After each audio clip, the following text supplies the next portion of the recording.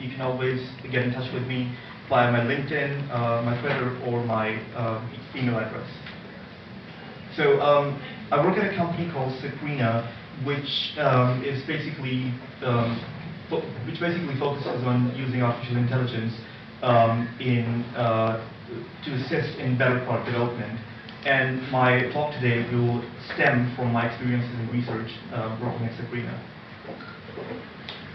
So before I get a bit deeper into that, let's take a look a bit on the recap of how far have we come in artificial intelligence and product development. So these are a few of the people that were working in the same field in creative AI as early as 1970s. So in 1970s, an artist named Harold Cohen made a program called Aaron, which was used to make creative art. And then in 1977, a program called Tailspin was made, which was used to deliver interactive stories. And when you go to 1989, you have a researcher called Peter Todd, who published a paper at the MIT Press in which he used artificial neural networks to deliver melodies generated by AI. So this has been going on for a long, long time now. So when we come into today's times, you can see that we've come a long way, and now we have a lot more resources. We have better computing power, and we have learned to use that technology for better use. So there are companies called. So the first example is JukeTech, which is a company that assists the musicians in developing new music through their platform, which is called JukeTech. And there is, as another example, there is a project by Google called Magneta, which is using artificial intelligence to make sounds for assisting musicians that were not possible by the use of traditional instruments. So there's a bit of going on there.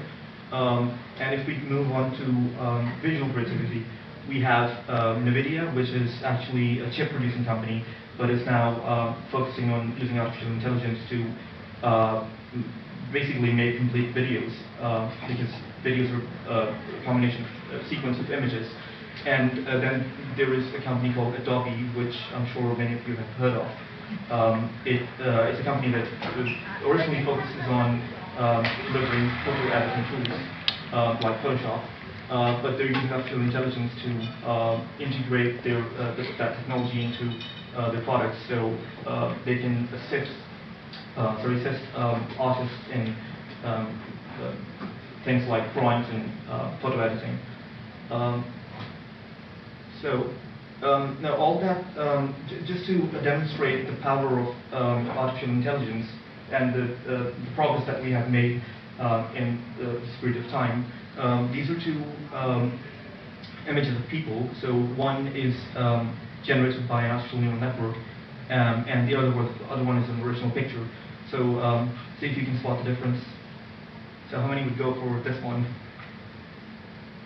This one? And the second one is, sorry, did you mean that it was an AI generated image? The first one? No, natural. Natural. Okay, and the second one is AI generated. Right. You would be surprised to know that both of these images are AI generated. So this was actually a neural network trained by over a period of 18 days, constantly, to come to this level of accuracy. And still, you can see, if you see a little bit on the side of the hair, you can probably see there is a bit of error there. So now, all this is a lot of fun, and but how do we use artificial intelligence and all these great technologies to solve the real world problems? So people make products which address these problems, and this is what my talk is about. How do we use creative artificial intelligence and all these great technologies to assist people in better product development? So here are a couple of things that what would make a good product. A few basic things are that the product must satisfy the user needs. It should ensure ease of use for all users. It should solve the problem that it was intended for, and it should allow exploration, so it should not block the possibilities of what can be achieved on that product. So we need to keep these things in mind when we are developing a new product. And can you actually move back with this? Can you? No. No. You have to go forward. We had to go forward. That's the path. It's the arrow of time, isn't it? Okay, sure. Yeah, you could use the map. You could. Go back. Oh no, it's fine. Oh, come on, play with it. Play with it. That's bad product design, Yeah. So basically, when you're developing a product, obviously this product development is a very complex process, and there are lots of things that need to be ensured to make sure that you're delivering a good product. And if you go ahead, you have images of two different products. So the first one is Google Plus, which was a social network made by Google, and it was very slick and very stylish. But and also it had like integrations with Google Hangouts and lots of different services that you would use in daily lives. But there was one problem, that even though it was very slick and very stylish to use, it was at the same time it was very hard to use. So they launched it twice, but it failed. On the other hand, you have a Facebook profile from a Facebook page, and you can see that even though the interface is very generic, it's very basic, but still it succeeds. And the reason for me to show you this is to demonstrate how these little things in the design process can have dramatic consequences.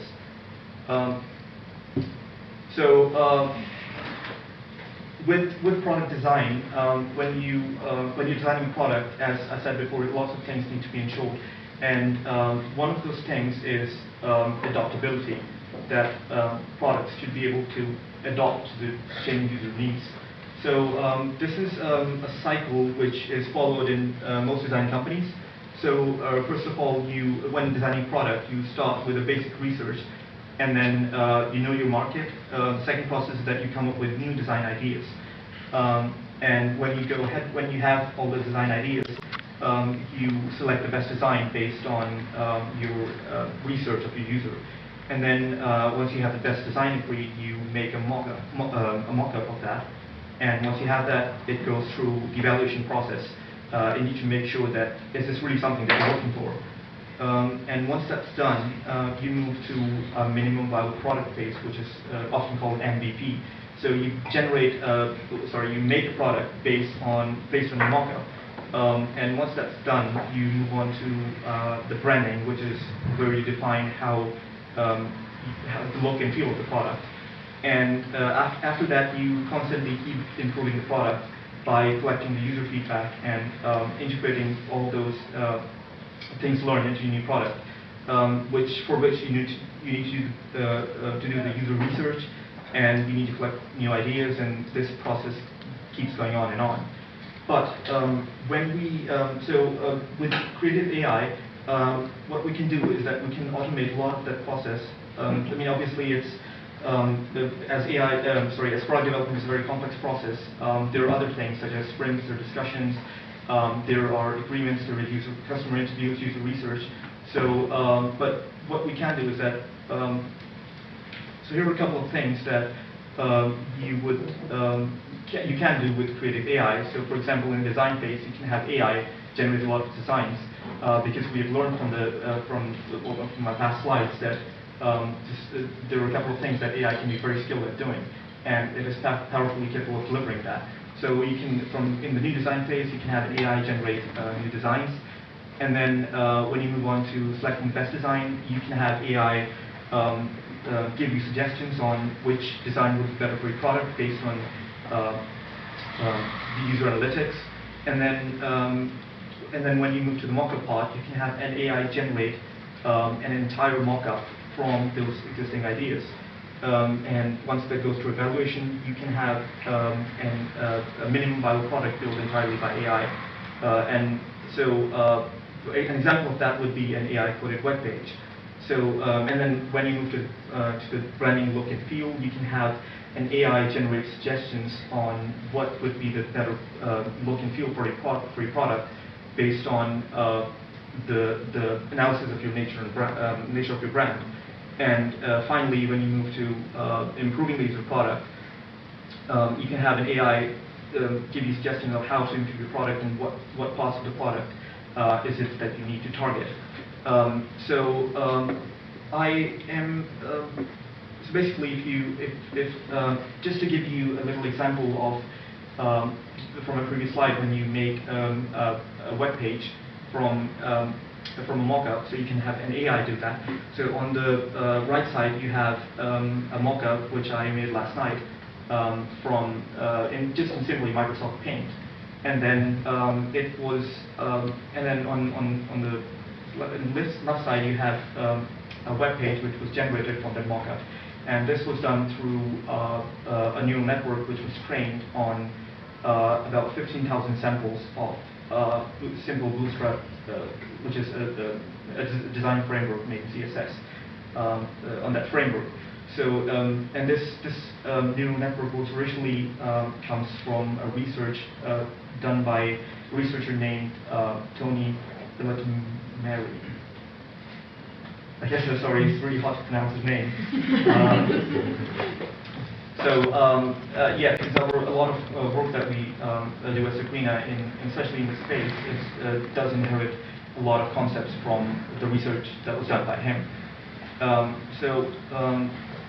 Yeah, so this is the way, because with AI you can have, you can follow that entire process with AI doing lots of these tasks. You can take that hard work away from yourself. So so this was our present. This is something that we can do right now. But when you look at an ideal future, what is our vision and what is something that we are looking to get in the future? You want your products to be self-decisive, so they should be able to decide what would be better for themselves, and based on that, they should be self-developing. So once they have their decisions ready, they should be able to code themselves and to make a better version of themselves, and then finally they have to be self-evolving.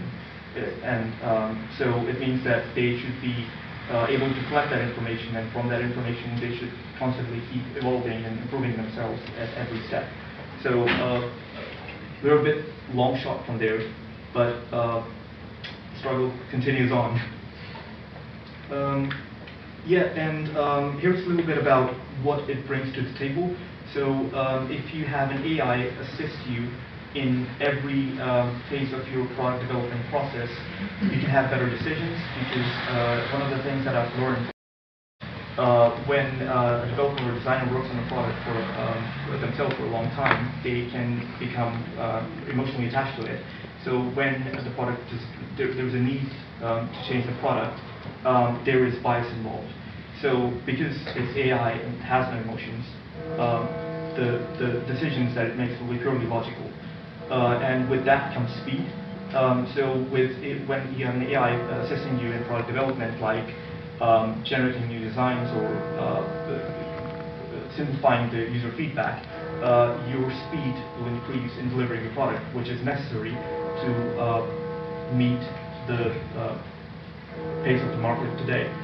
And with that comes time and cost reduction. So when you have AI do all these things for you, then there will be obviously a reduction in cost, but at the same time you will have more time to focus on the bigger picture rather than worrying about little details of things. And finally, there is the ability to adopt, which I have already talked a lot about, and the need of it in today's times with product development. So with AI, when you have all these things, you can ensure that your product keeps evolving to meet the user needs. Yeah, that's it. So if you have any questions, you can get in touch with me via my LinkedIn, my Twitter, or my email.